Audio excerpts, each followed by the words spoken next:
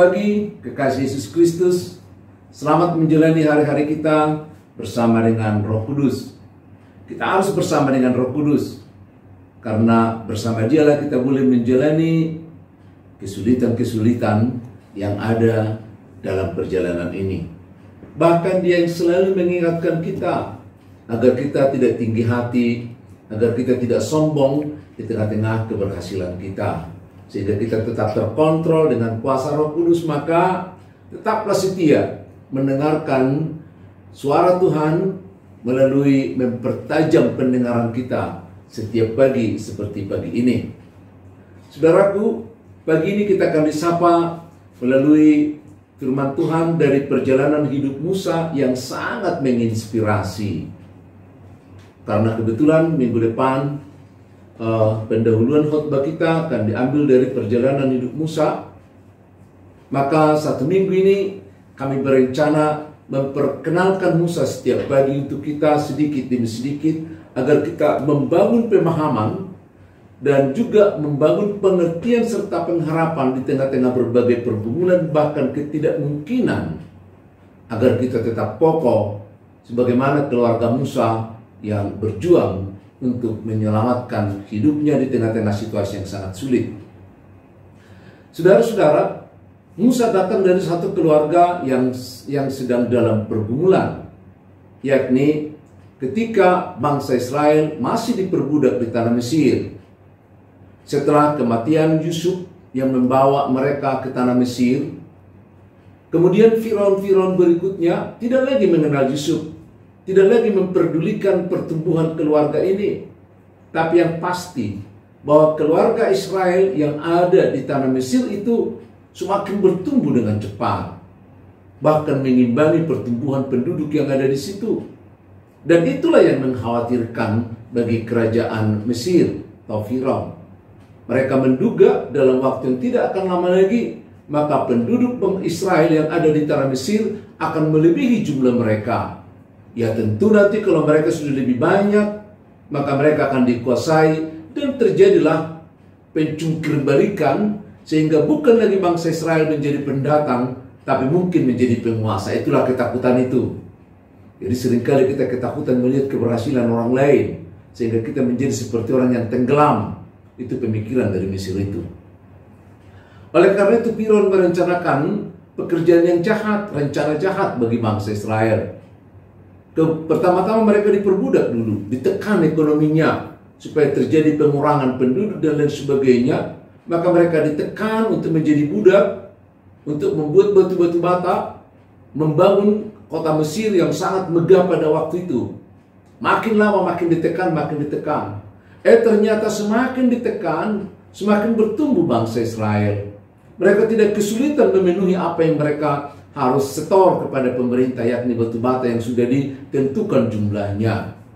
Melihat pertumbuhan itu, mereka juga semakin ditekan. Sekarang penekanan kemanusiaan.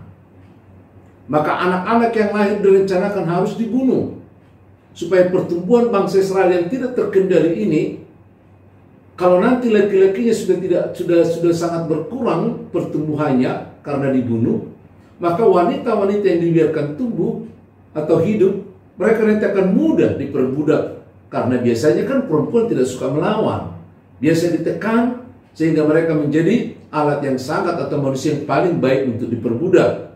Bahkan sampai sekarang juga pemikiran seperti itu seringkali muncul. Itu sebabnya kepada bidan yang merawat ibu-ibu yang mau melahirkan, ada dua bidan yang disebut dalam Alkitab, yakni Sipra dan Pua.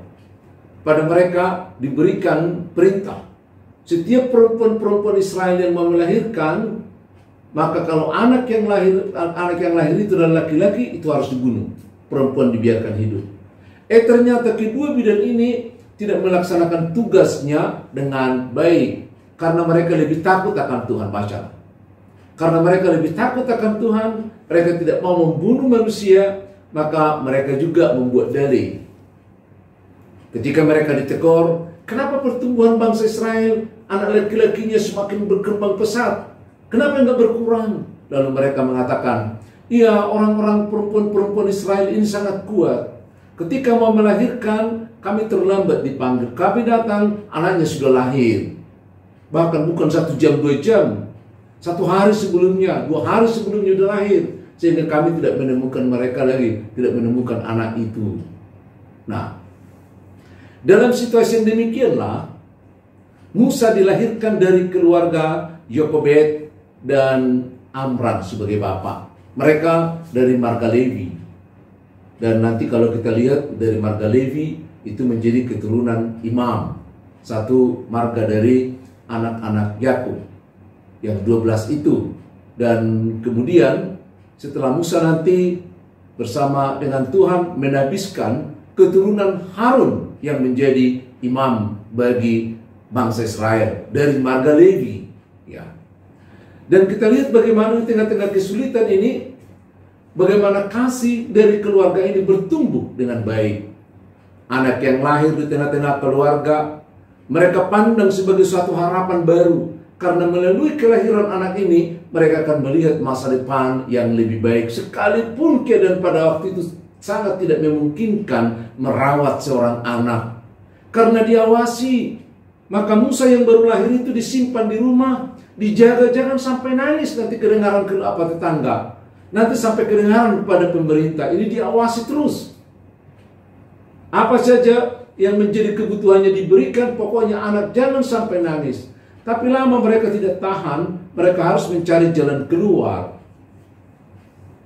Kasih selalu mencari alternatif baru.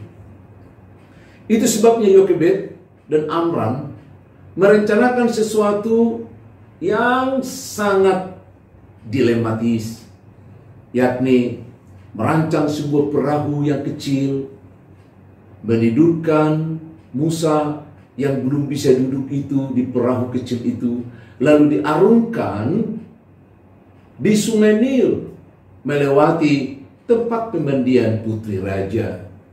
Itu bayangan, itu harapan mereka, tapi itu menjadi doa mereka, itu menjadi iman mereka, itu menjadi pengharapan mereka. Maka untuk itu mereka mewujudkan harapan dan pikiran itu yang menjadi iman mereka. Mereka melakukan membuat perahu kecil, menidurkan Musa, dan juga harus dengan tega meletakkan Musa di keranjang kecil itu di bawah pengawasan Miriam. Miriam dari jauh melihat kemana keranjang itu mengalir sesuai dengan aliran sungai sampai dekat pemandian itu. Saudara-saudara, ada kerjasama yang sangat baik. Suami istri merencanakan sesuatu dan anaknya perempuan mengikutinya serta merta. Di rumah juga harus kita bangun kerjasama yang indah antara suami dan istri dengan anak-anak, mulai dari hal-hal kecil sampai satu saat nanti kita akan menghadapi perkara-perkara besar yang harus kita selesaikan. Ternyata seperti harapan itulah, ketika keranjang kecil itu melewati pemandian putri Firaun, dia tertarik dengan keranjang itu karena belum pernah dilihat yang seperti itu. Jadi sesuatu yang aneh, menarik perhatian, pingin tahu, pingin dilihat. Maka diambilnya keranjang itu, disuruh dengan pembantu-pembantunya diambil keranjang itu, dan ketika dibuka, ternyata di sana ada seorang bayi yang sangat cantik menurut keluaran. Cantik ya, padahal laki-laki ya, harusnya ganteng ya. Tapi kecakapan anak ini, kecantikan, kegantengan anak ini sangat mempesona putri Firaun. Lalu diambilnya lah anak ini, dibawa ke rumah. Itu sebabnya nama Musa itu bukan dari Yokebed, nama Musa itu bukan dari Amram sebagai seorang bapak, tapi nama Musa itu adalah dari putri Firaun karena itu diambil dari air. Dengan satu istilah Musa, artinya diambil dari air. Saudara-saudara, kita melihat peristiwa selanjutnya nanti, bagaimana Musa yang diambil dari air itu ternyata betul-betul ada dalam rancangan Tuhan yang dipersiapkan untuk satu bangsa, membawa bangsa yang besar keluar dari tanah perbudakan itu.